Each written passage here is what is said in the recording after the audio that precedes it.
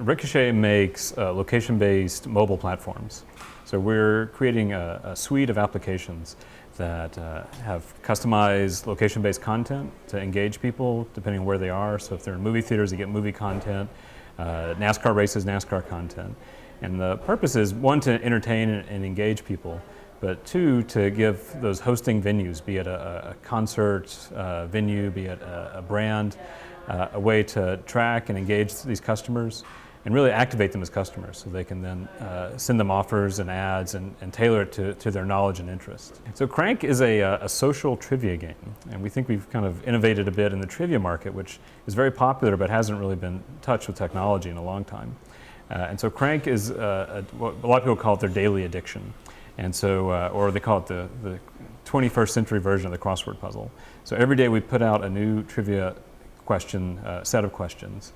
And it's a mix of current events, a lot of it right off the presses. So stories are actually on the news, the radio today, or in the game, which to a lot of people is kind of magic. You know, how does it get in my phone and it's still on the radio? But it's a fun way for people to play against their friends. We have asynchronous versions where they can play whenever they like and they can see their friends recorded when they played. And we also have live head-to-head versions that we do at places like restaurants and concerts and music festivals, where a whole crowd, you know, it could be up to a stadium, it could be a city's worth of people, can play real time at the same time head-to-head in a contest. It's fascinating because there's a lot of activity. It's a frenzy, but I think it's still very early. It's in the nascent stages. So I don't know. My belief is that people are going to get tired of just kind of the binary side of it, of like, I'm checked in, you know, I'm here, I'm not here.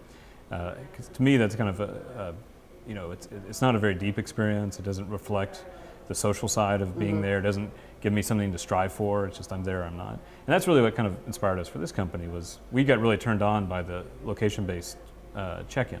I thought that's really cool, that's fascinating, but it kind of spoke to the geek in us.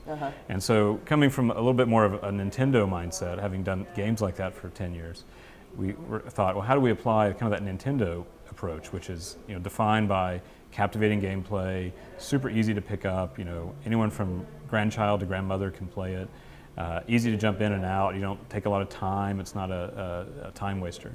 And so our notion was like, how do we combine those? And I think that's where location is going. It was finding like these kind of rich user experiences that are best in class, we think, largely from video game world or really nice interactive design, but applied to a location technology, which increasingly knows where you are, and not just where you are, but then, you know, who's around you, what this means to be in this building versus that building across the street, and can dynamically change with you as you actually travel around the world.